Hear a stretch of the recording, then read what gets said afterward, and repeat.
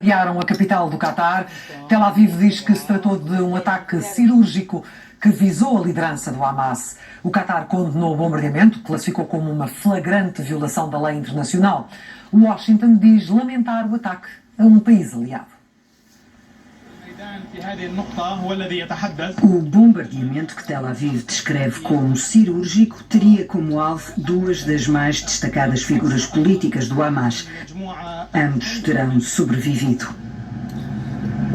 Além de ter provocado um número ainda indeterminado de vítimas e reduzido a escombros o edifício onde decorreria uma reunião sobre um eventual acordo de cessar-fogo, o ataque poderá ter atingido mortalmente a relação diplomática entre Israel e o Catar. Coloca também em causa o papel do Catar enquanto mediador das conversações para um cessar-fogo em Gaza. Doha e o Cairo têm sido os principais palcos das negociações indiretas entre Israel e o Hamas. O ataque acontece quando as forças israelitas preparam o assalto terrestre à cidade de Gaza, que pode fazer implodir o pouco que resta de uma solução diplomática. We are just learning about the Israeli attacks in Qatar, a country that has been playing a very positive role to achieve a ceasefire and release of all hostages. I condemn this flagrant violation of the sovereignty and territorial integrity of Qatar. All parties must work towards achieving a permanent ceasefire, not destroying it. למה ראש הממשלה מתעקש לפוצץ כל סיכוי קטן לעסקה? למה? החיים של מתן שלי בסכנה ממשית. כבר 22 חודשים, עד מתי? שוב ושוב ושוב ראש הממשלה מחבל בעסקה. בכל עסקה שנמצאת על הפרק. נמאס לי. נמאס, לעם ישראל נמאס מהמלחמה הזאת. O Qatar classificou o bombardeamento como um ataque cobarde e uma flagrante violação do direito internacional e recebeu o apoio imediato dos Emirados Árabes Unidos e da Arábia Saudita. Washington terá tido conhecimento prévio. Unilaterally bombing inside Qatar, a sovereign nation and close ally of the United States that is working very hard and bravely taking risks with us to broker peace, does not advance Israel or America's goals. However, eliminating Hamas, who have profited off the misery of those living in Gaza, is a worthy goal. President Trump immediately directed Special Envoy Witkoff to inform the Qataris of the impending attack, which he did. So, Amir, thank you very much for being here. Além de abrir uma nova e inédita frente de conflito no Médio Oriente, o bombardeamento da capital do Catar ameaça indiretamente as relações entre os Estados Unidos e os países do Golfo Pérsico, em que Donald Trump tanto tem apostado. Visíveis a poder muito bem para onde é que vão, e isto obviamente que é também um problema para as defesas antiaéreas, e os drones têm estado a ser utilizados também como para distrair, uma forma de distração aos sistemas antiaéreos da Ucrânia, porque a Rússia acaba, por exemplo, por lançar um míssil, depois lança atrás do míssil vários drones para de alguma forma baralhar as defesas antiaéreas. Isso tem acontecido nos últimos dias, e também tem acontecido nos últimos dias e nas últimas semanas a escolha mais cirúrgica por parte da Rússia dos alvos, além de alvos civis, que já temos visto que isso acontece também, por exemplo, nos ataques a Kiev nas últimas semanas. A Rússia tem estado a escolher mais alvos de sistemas energéticos, portanto atinge e tem estado a atingir esses alvos energéticos por uma razão muito simples, porque o verão já está praticamente a acabar e a seguir a isso vem a época do frio, do outono e do inverno aqui na Ucrânia, e é de alguma forma para causar problemas ao povo ucraniano. Depois, isto leva à informação seguinte, que é de que o governo ucraniano tem estado a reforçar o pedido de mais sistemas antiaéreos aos outros países. Diz que precisa de 10. A Alemanha já se comprometeu a enviar 2 sistemas Patriot ainda este ano. Estes sistemas são basicamente usados para identificar, por exemplo, os drones ou mísseis no ar, identifica ameaças no ar e depois acaba por abatê-los antes deles atingirem o alvo. Outra informação relevante é que foi atualizado o número de mortos do ataque que vimos ainda há pouco em Donetsk, numa aldeia de Donetsk, já vai em 24 mortos, são sobretudo idosos que estavam numa fila junto a uma carrinha para fazer o levantamento das pensões. André, tu e o Rui do Oz estiveram em localidades que já foram ocupadas pelos russos, foram depois reconquistadas pelas tropas ucranianas. Tu consegues explicar-nos o que é que viste? Havia muita destruição? Sobretudo à beira das estradas, onde os russos já lá estiveram e onde houve combates diretos entre os russos e ucranianos. Vimos, por exemplo, bombas de gasolina destruídas, várias casas, a perder de conta o número de casas que vimos totalmente destruídas, e depois ao lado já construções novas. Isso quer dizer que os ucranianos de alguma forma conseguiram dar a volta por cima e já estão a restabelecer de alguma forma a normalidade dentro daquilo que é possível. Nós estivemos a fazer reportagem precisamente numa zona onde há equipas a fazer a desminagem dos terrenos, isto porque os russos estiveram lá em áreas de combate muito intensas durante pelo menos 6 meses nessas zonas, e aquilo que por parte dos ucranianos dizem é que os russos deixaram quilómetros e quilómetros de terrenos com minas e, além disso, também explosivos que foram lançados de uma parte, de um lado e de outro, e que acabaram por não explodir. Foi esse trabalho que nós estivemos a acompanhar, porque representa muito perigo para os agricultores. Aliás, já houve registro de vários acidentes de tratores e até de animais que acabaram por explodir em contacto com estas minas e com estes explosivos. Meu Deus. De joelhos, vão avaliando cada pedaço de terreno. Cada um tem um equipamento específico e detectores de metais que ajudam a perceber onde está a ameaça. Ninguém se pode aproximar da zona dos trabalhos, temos de ficar a pelo menos 100 metros por razões de segurança. Estas pessoas, estes profissionais, estão a usar equipamento específico e, por exemplo, não podem ter nem telemóveis nem relógios com eles. Há 3 anos, estes terrenos eram a linha da frente, junto a Mykolaiv.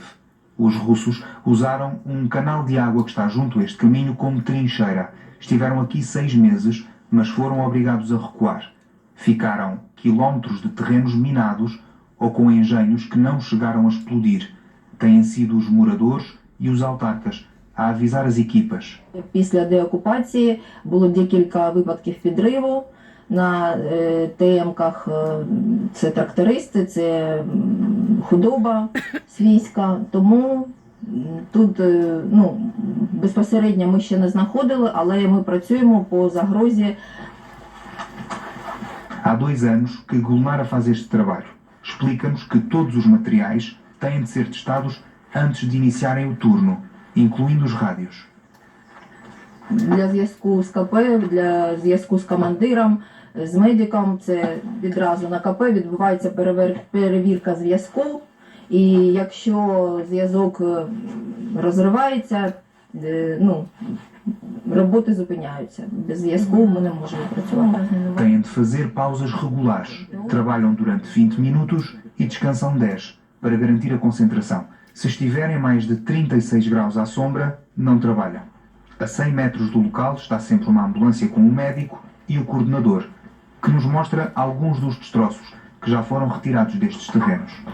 И даже есть кассетный боеприпас не там валялся. Уже безпечно. Осколки. Ficaram tantos campos minados que 3 anos depois dos russos deixarem esta zona ainda há trabalho para fazer. E sem isso, os agricultores não podem voltar a cultivar. É preciso deixar avisos. E estas marcas que indicam que a partir daqui ainda não é seguro pisar. Rui do O, André Palma, a SIC em Mykolaiv, na Ucrânia. E alguns drones foram abatidos. O aeroporto de uma das cidades perto da Ucrânia foi fechado. Volodymyr Zelensky.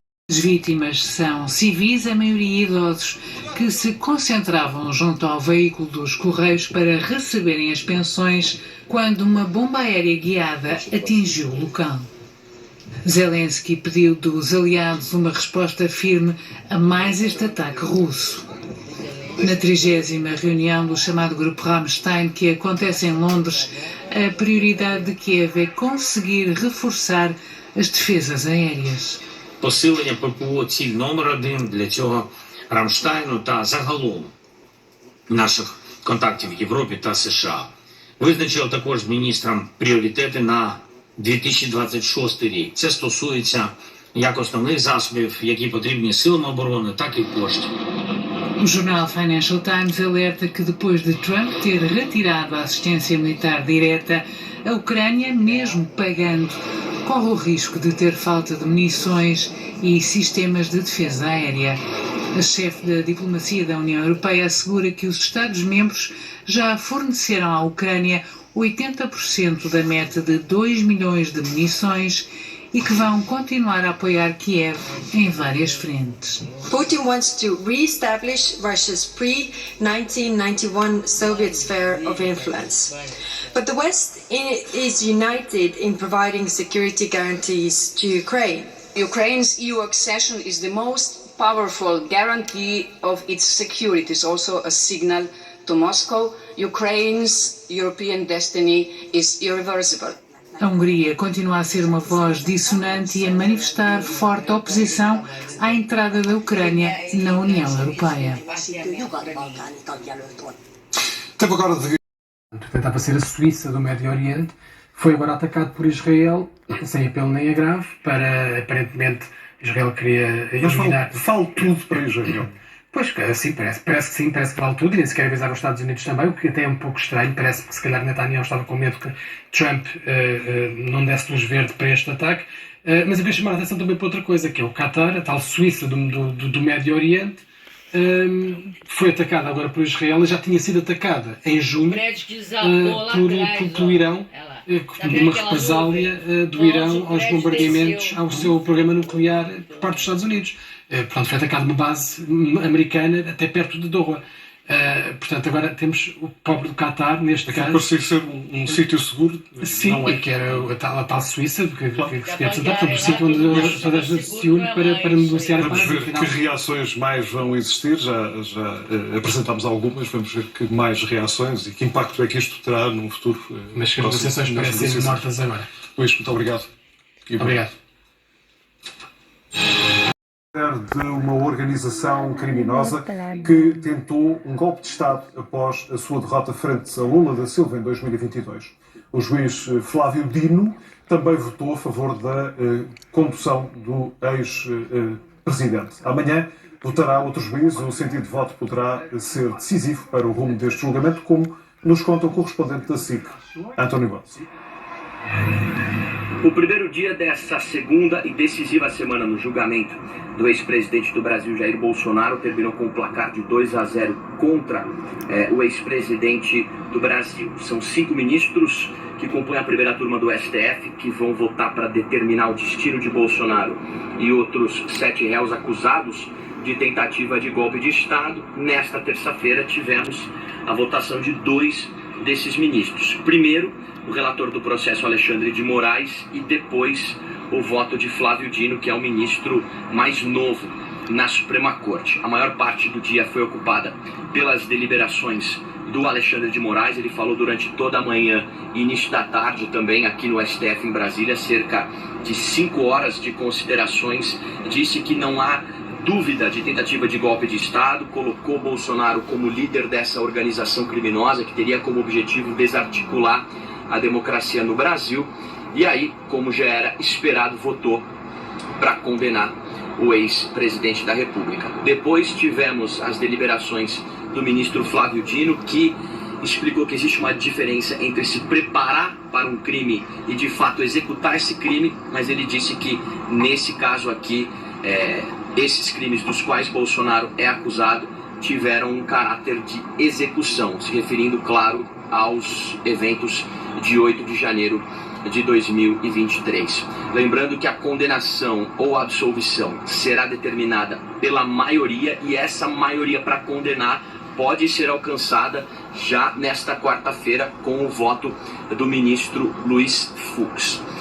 Esse término dos votos dos 5 ministros deve chegar na quinta-feira, quando os outros 2 ministros, a Carmen Lúcia e, por último, o Cristiano Zanin, que é o presidente da primeira turma do STF, devem votar. No caso de condenação, os ministros depois vão votar também por maioria para determinar a pena de cada réu.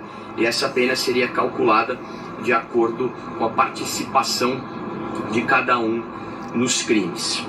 De acordo com o cronograma do STF, esse julgamento está previsto para terminar na sexta-feira, às 7 horas da noite, horário de Brasília, portanto, 11 horas da noite, horário de Lisboa. Lembrando que, aqui no Brasil, penas acima de 8 anos são penas em regime fechado. A defesa de Bolsonaro já disse que, se ele for condenado, ela vai tentar uma pena em prisão domiciliar. Já as defesas dos outros réus tentam penas aí inferiores a 30 anos. Do STF em Brasília, para a SIC Notícias, Antônio Wells. O acidente tem de ser investigado, mas nada tem a ver com um drone. Mariana Mortágua, que estava a bordo de outro barco no momento do incêndio, garante que foi e assegura que nenhuma tentativa de intimidação será bem sucedida. Quando é uma tentativa para descredibilizar mais uma vez este ataque, para dizer que as origens do incêndio são internas ao navio, quando há imagens que mostram claramente o dispositivo a ser lançado sobre o navio, e há relatos idóneos, civis, cidadãos, alguns deles portugueses. Mariana Mortágua pediu uma reação da comunidade ao ataque. O Bloco de Esquerda dirigiu esta terça-feira ao Governo e às instâncias europeias uma carta aberta a pedir que sejam aplicadas sanções a Israel e que façam entrar ajuda em Gaza. O LIVRE diz-se solidário com o barco atacado e exige condenação firme do governo português. Em Pequim, numa visita oficial, Luís Montenegro não quis comentar. As informações são muito limitadas e, portanto, eu não poderei acrescentar nada mais que não o facto de ir recolher precisamente mais conteúdo informativo para poder depois emitir alguma opinião. O silêncio das lideranças europeias foi também alvo de duras críticas no Parlamento Europeu em Estrasburgo. Sra. Callas, é genocídio. Não venha para aqui chorar os milhões de ajuda humanitária que estão a apodrecer porque Israel decidiu matar à fome em Gaza. E o que dizem? Roberta Metsola, Ursula von der Leyen, António, a condenação a este ataque. We are not run by executive orders. We are run by collective decision making, which means that we have 27 countries in the Council, and even as we have proposed measures that require qualified majority, we don't have that. So work with the member states. O navio com bandeira portuguesa e ajuda humanitária já seguiu viagem para Gaza.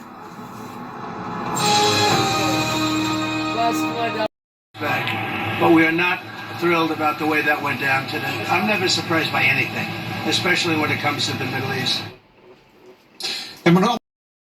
Digital. A geração Z foi para as ruas e as autoridades responderam com o uso excessivo da força. Já morreram pelo menos 19 pessoas e mais de 400 feridos estão hospitalizados. Utilizaram ainda canhões de água e gás lacrimogéneo.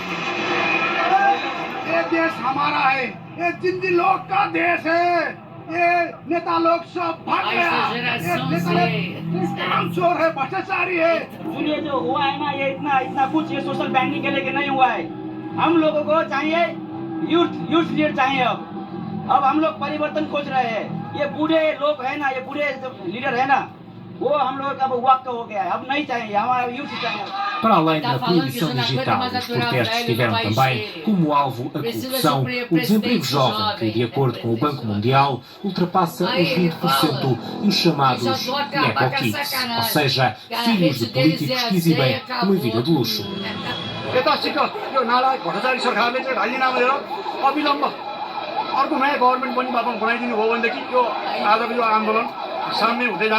Os protestos provocaram a demissão do primeiro-ministro Sharm el-Sheikh, depois dos manifestantes terem incendiado a casa do agora ex-chefe do governo. Também o Parlamento e vários edifícios governamentais foram incendiados. A saída era uma das exigências, mas os protestos parecem não acalmar. Antes da saída do chefe do governo, já os ministros do Interior e da Agricultura tinham renunciado. O ministro da Agricultura disse que deixava o cargo devido à resposta autoritária do Estado.